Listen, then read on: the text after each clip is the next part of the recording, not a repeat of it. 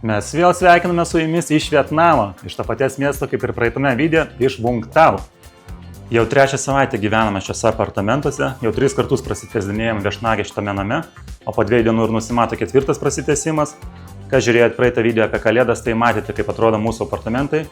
Šitie irgi tokie patys kaip ir praeitį, bet skirtumas tik vienas, kad praeitį kartą buvo vaizdas į jūrą, o dabar turime vaizdą į vidinį kiemą.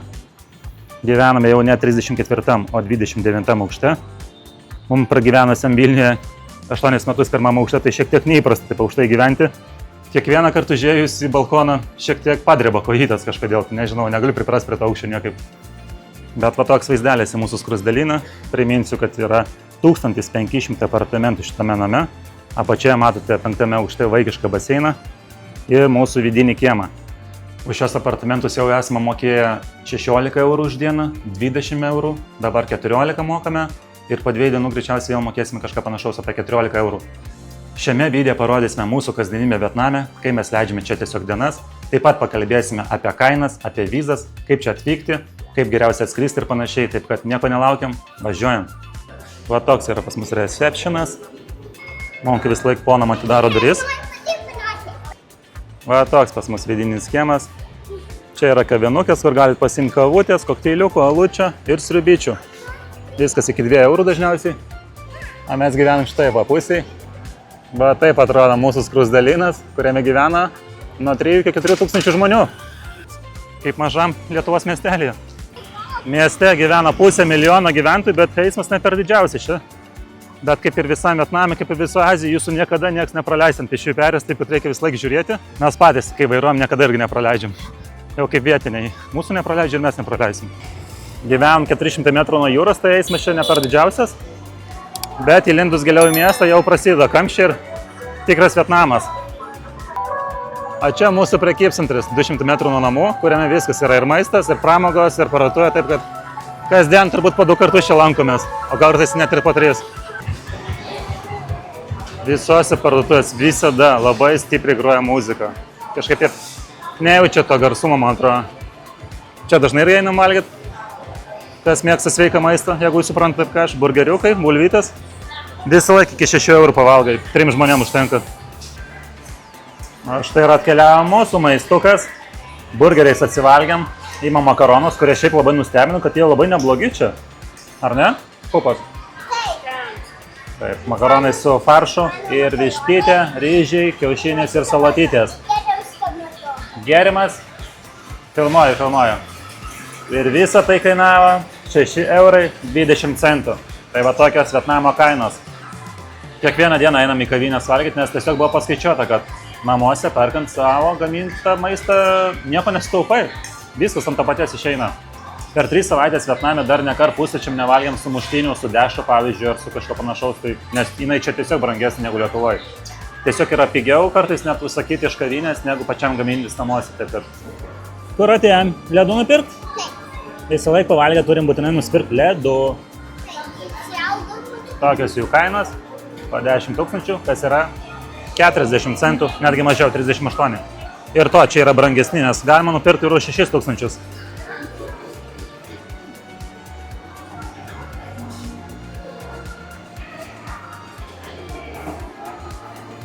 Va, toks ledukas už 40 centų. Taip pat yra tokios vietos kaip bufetai. Už 6 eurus valgai kiek nori. Pasirinkimas ten didžiausias, bet tikrai galima užkrimsti normaliai. Sriubų ir mėsų, visko yra, su šiuku netgi. 6 eurai.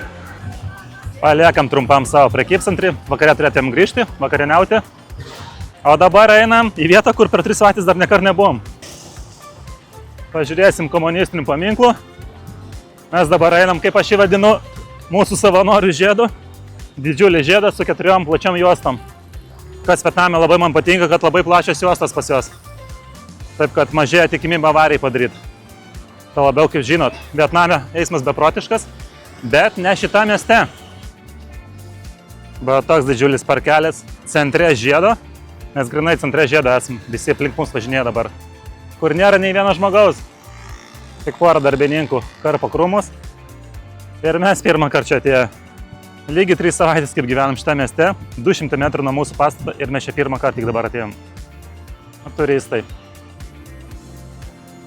Va toks čia paminklas. Tai visada visi paminklai susiję su Vietnamo karu arba komunizmu. Palipsim į viršų, pažiūrėsim, kaip atrodo. Va toks vaizdelis. Pabandysiu netgi išsiverst, kas čia parašyta. Su vertimu nesigavo, 3 vertimus man išvertė skirtingus, nes sunku įrašyti man latiniškom raidėm, jie vietnamietiškus rašmenys tas. Tai 3 vertimai buvo: tėvynė prisijima kreditą, turbūt nelabai teisingas, tėvynė už nuopelnus ir į šalies rekordą. Tai gal labiau už nuopelnus, sakyčiau, ne? Logiškiausia būtų. Šiaip simpatiškas žiedas, viskas sutvarkyta, bet kai vis laik ne iki galo.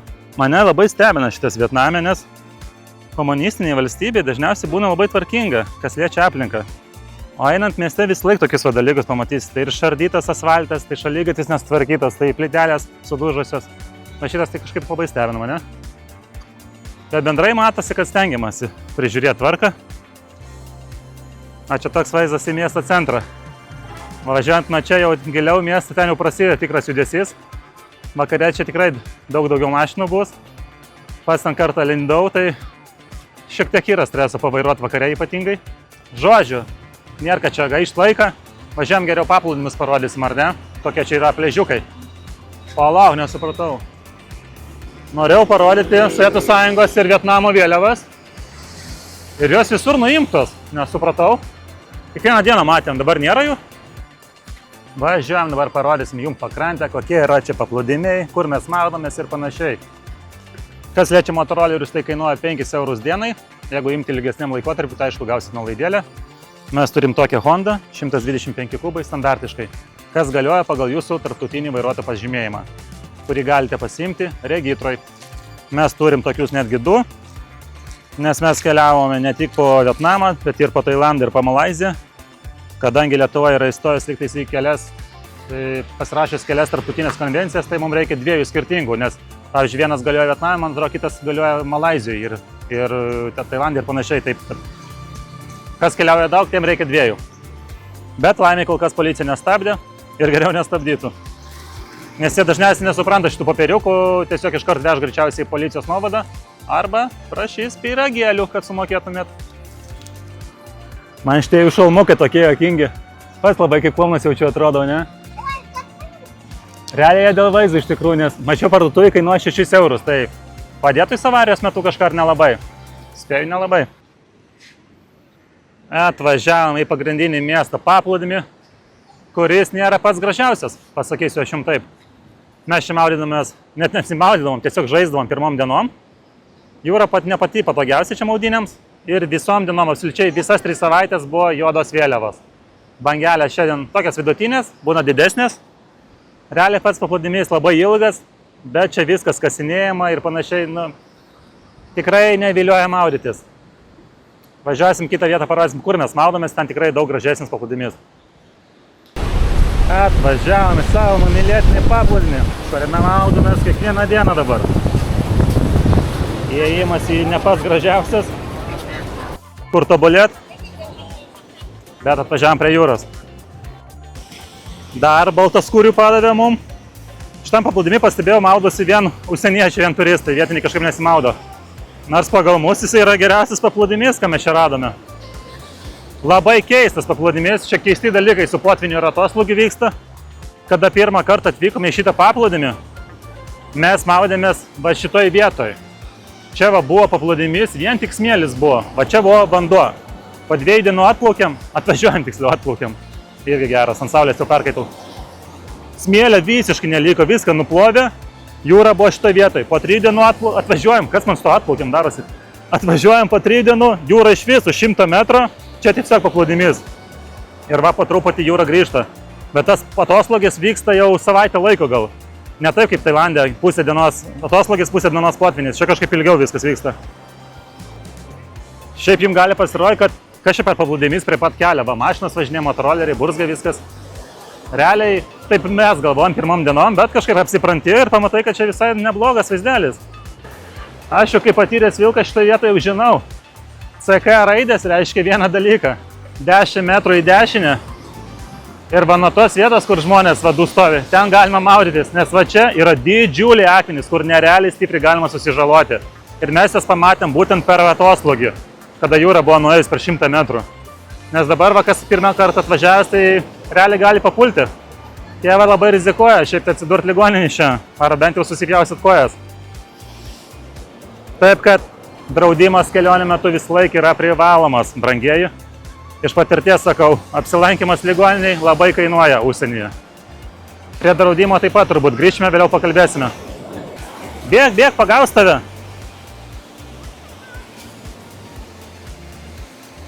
Vandenukas tai išvis idealus. Pavyzdžiui, Tailande mums buvo per šiltas jisai, nes Tailande būdavo 305 laipsnių lauke ir pats vanduo virš 30, tai arbatėlė.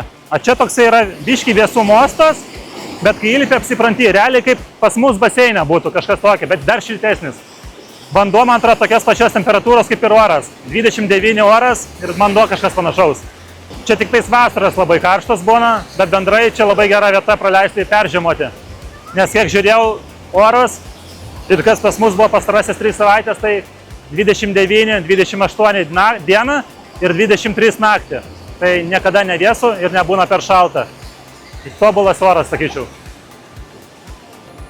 O tolumoje ant kalno Kristaus statula, kuris saugo miestą, kuri labai panaši į Rio de Janeiro statulą, kurioje mes taip pat buvome.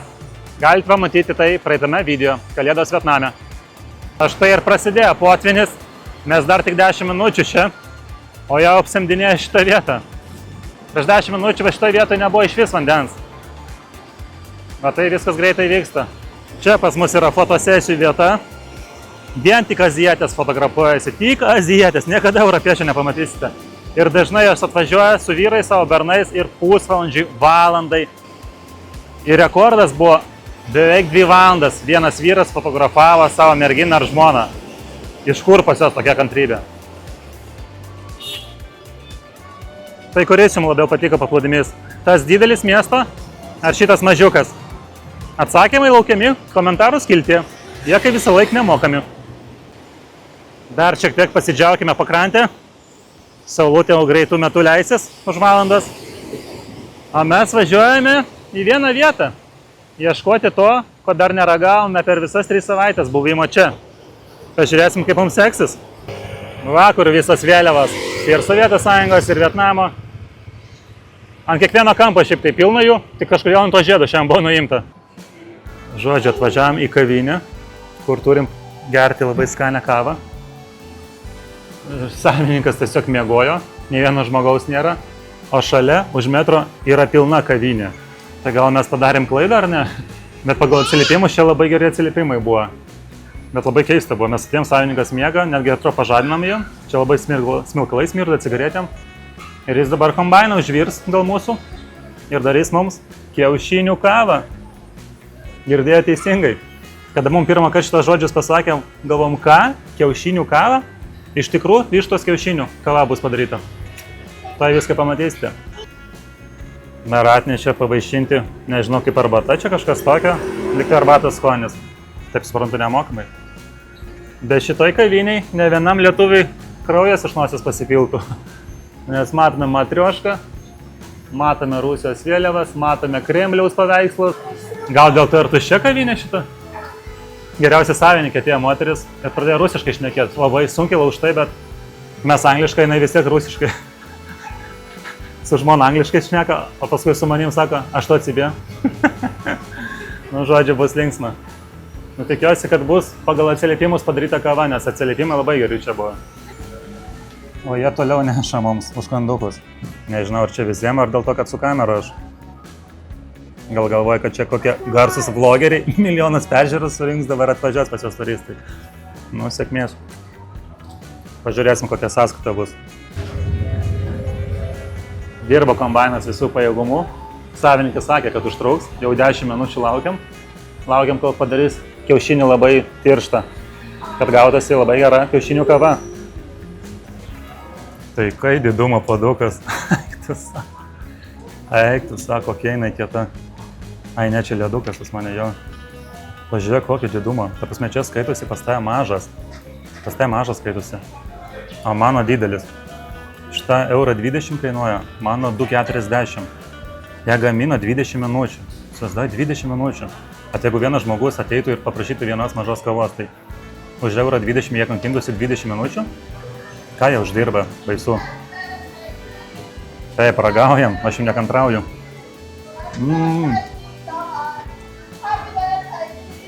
Nerealiai skaniai.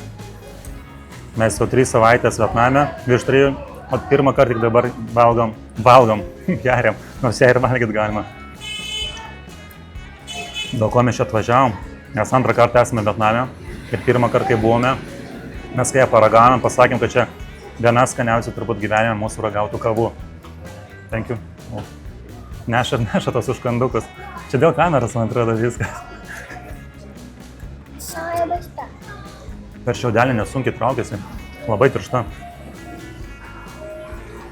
Ne, giliau labai gerai tenais. Eiktų savo. Mes dar tokias didelės nematėm, ne? Tokio paduko didelio. Tai va, trumpa istorija, kaip atsirado šitą kavą.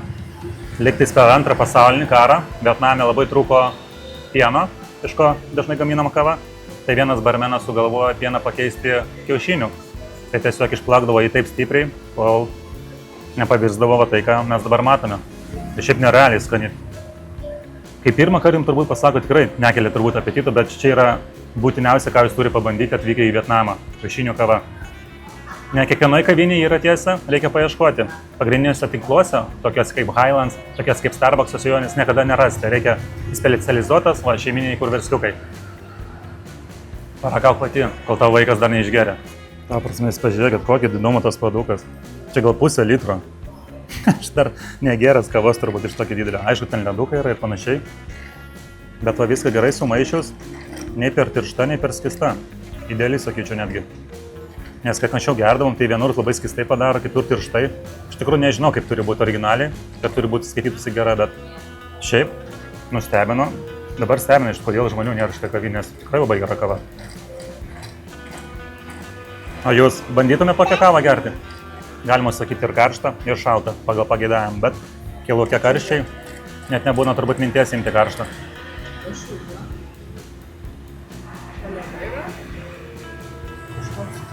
Čia ledukas su... Jo, va, kiaušinio trinys, matai? Neišplaktas.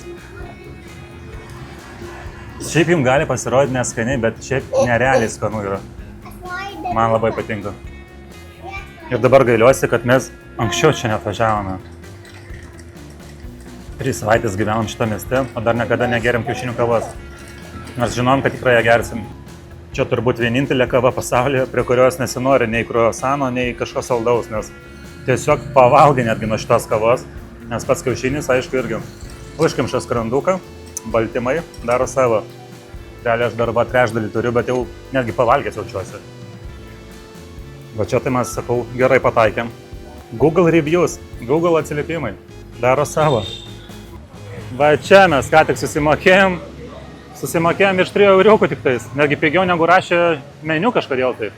Paliekam, aišku, arbatas, bramų, net gaila, kaip jie taip stipriai dirba, tiek mažai uždirba. Tai va, tuščia kavinė ir va šalimais, pilnutėlį, net laukia žmonės sėdi. O čia nerealiai skani kava ir nei vieno žmogaus. Atvažiavom palydėti saulutės į paplūdimį, kur taip pat labai daug vietinių maudosi.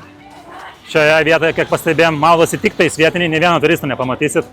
Bet šiaip nebloga vieta maudytis, nes nėra bangų, bet labiau tokia užteršta jūra, nes labai daug yra laivelių, labai daug garso ir labai benzino kvapas jaučiasi. Va čia tai prausis vietiniai, jeigu nori pamatyti, jeigu nematyt. Pamojuojam. Saulė leidžiantis graži čia vieta, ar ne? Man tai patinka, kad apšviesta oranžinė spalva, taip iškart vasarą primena. Auroras tobula, tiesiog pasakiškas. Nei vėjelio nieko, nei karšta, tiesiog idealu.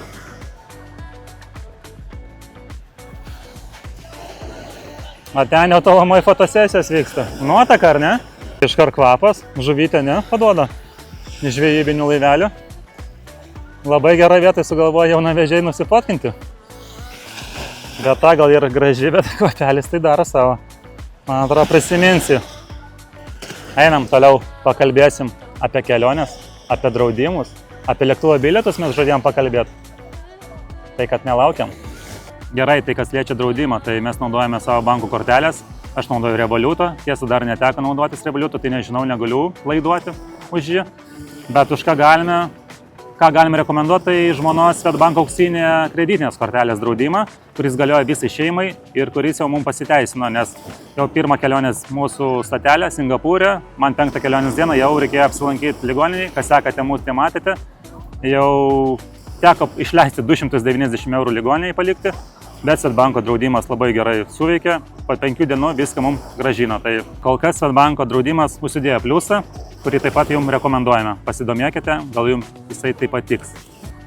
Kitas dalykas, ką jums reikia žinoti atvykstant į Vietnamą, tai aišku vizos, be vizos šiandien nepakliūsite. Paprasčiausia jos forma yra elektroninė viza, kurią galite užpildyti internetu, kainuoja apie $25. Jos patvirtinimas užtrunka nuo 3 iki 5 darbo dienų. Mes pildėme ją grinai prieš 3 dienas atvykstant į Vietnamą. Jau buvome ant Kambodžos Vietnamo sienos, tiesiog gyvenom viešbutį ir laukėme, kada ją patvirtins ir tiek. Patvirtino ir kitą dieną atvykome į Vietnamą.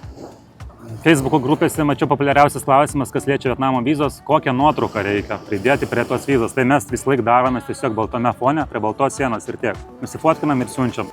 Gera žinia lietuviams ta, kad viza dabar jau galioja ne 30 dienų, kaip buvo anksčiau, o 90. Taip kad galima peržiemoti Vietname su viena viza už $25.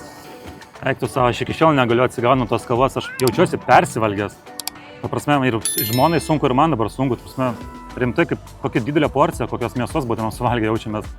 Labai suoti kava. O kas liečia lėktuvo bilietus, tai patogiausia turbūt iki Vietnamo atkeliauti yra su Turkish Airlines. Akcijų metu pastebėjom, kad bilietai kainuoja tarp 600–700 eurų į Hanojų arba į Ho Chi Miną. O nuo Ho Chi Mino jau iki Vung Tau galite atvažiuoti su autobusu arba su pavėžėju. Būtent mes tai ir padarėme. Su pavėžėju važiavome iki čia 2 valandas, mums tai kainavo 39 eurus. Nuo Ho Chi Mino atstumas iki čia yra apie 90 km. Lėktuvo bilietų, kaip vis laik ieškoti Skyscanneryje, didžiausias jūsų pagalbininkas ieškant lėktuvo bilietus. Kas liečia klimatą ir orus Vietname, tai čia jau reikės jums paguglinti, nes Vietnamas yra didžiulė valstybė, virš 3000 km ilgio. Taip, kad patys suprantate, tai kas šiaurėje ir pietuose, tai bus diena ir naktis. Jeigu jūs esate vėžys ir jums reikia peržiemoti kažkur tai žiemą, tai Vietnamo pietus yra ideali vieta, kuri labai pigiai ir kokybiškai galite tai padaryti. Tai Vung Tau miestas, gal netgi pats Ho Chi Minas, didžiausias Vietnamo miestas, taip pat Nha Changas, Da Nangas tinka ir be abejo Phu Quoc sala, į kurią be to nereikia vizos. Ten galime prabūti be vizos liktais iki 300 dienų, tai pasidomėkit būtinai dar Phu Quoc sala. Apgyvendinimas Vietname yra vienas pigiausių pasaulyje, kaip jau ne vieną kartą sakiau, jeigu ne pigiausias. Čia yra labai aukštas kainos ir kokybės santykis.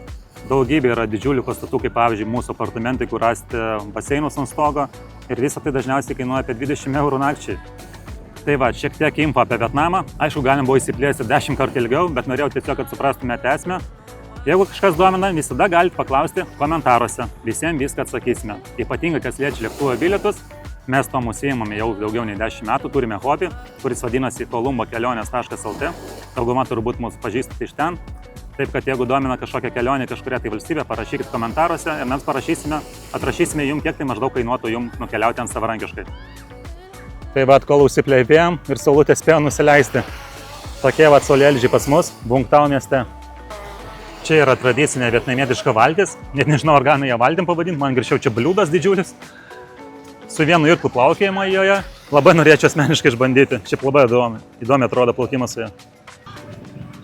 Vietname labai daug žaidimo aikštelių. Myli jie labai vaikus. Būna situacija, kai kas mums europiečiam labai nesuprantama, kai vyresnė tiesiog močiutė, babutė atbėga ir apkabina vaiką ir eina fotografuoti su juo. Nors nei klausia, ar galima, nei ką, ar vaikui patinka, o mūsų vaikui tai labai nepatinka, iš karto kratosi, verkia. Tai kad būdavo situacija, kad mes sėdėm, atbėga mūsų vaikas verkiantis ir iš galo gaudo ją babutę, nes nori foto tiesiog padaryti. Normaliai, bet čia Pietryčių Azijoj labai įprastas dalykas. Niekas tokių dalykų neklausia, tu nori ar nenori. Jie tiesiog nori foto su baltaodžiais. Grįžome į savo prekybcentrį, einam vakarieniauti. Vakarieniavome beveik vis laik toj pačioje vietoje. Jūs jau šitą vietą matėt praeitame video. Visi patiekalai po 3 eurus. Labai karšta ir labai skanu. Ko daugiau reikia, ar ne? Skanaus mums, skanaus ir jums, jeigu valgote. Atėjome į žaidimų kambarį. Taip pat pirmą kartą čia busim, nes dar niekada nežaidėm.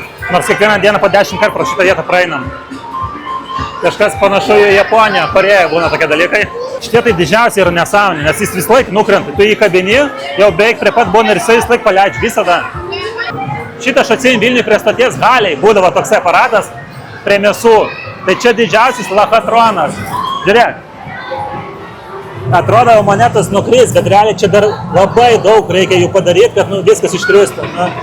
Čia vizualiai apgavystė labai didžiulė, bet pabandysim, aišku.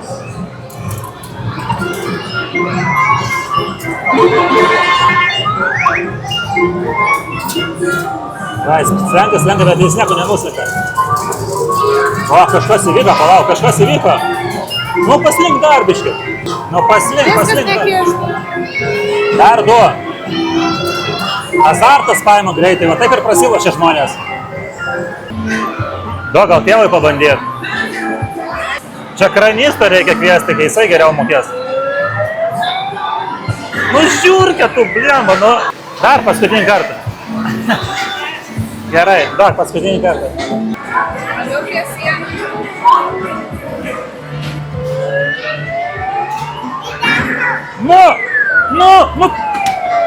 Matei, jisgi užkadino, jie specialiai paleidžia, ta prasme, čia afera didžiausia, negalima laimėti čia niekaip. Tai kaip man jį reikėjo išlaikyti, ta prasme, ašgi negaliu paskui jo valdyti. Eikit šiek viskas, susinerim, einam alaus pirkti.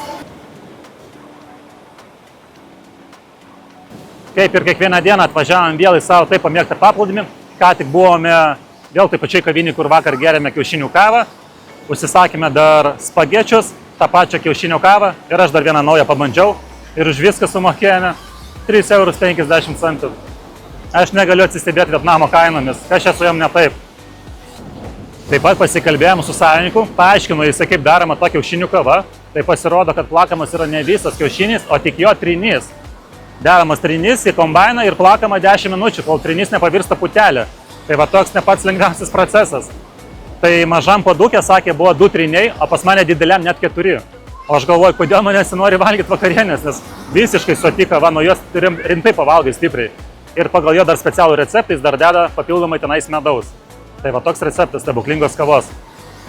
O mes šiandien dar savaitį prasipėsim savo apartamentus, nežinom ties ar gyvensim ten pat, ar teks kraustytis į kitą butą. Blogiau tikrai nebus, nes gali būti vaizdas vėl į jūrą. O sumokėjom dabar vėl rekordinę sumą 80 € už savaitę, kas yra 11,5 € už dieną. Vietnamo kainos yra tiesiog nerealios. Jūs galėt patys tom įsitikinti per pastarosius mūsų 2 video. Šiame video neparodžiau jums, kaip atrodo baseinas, nes rodžiau tai praeitame video. Jeigu domina, pažiūrėkite. Pridėsiu dar į šitą video porą kadrų. O mes su jumis susitiksime jau iš kitos Vietnamo vietos. O dabar bėgame maudytis. Iki susitikimo.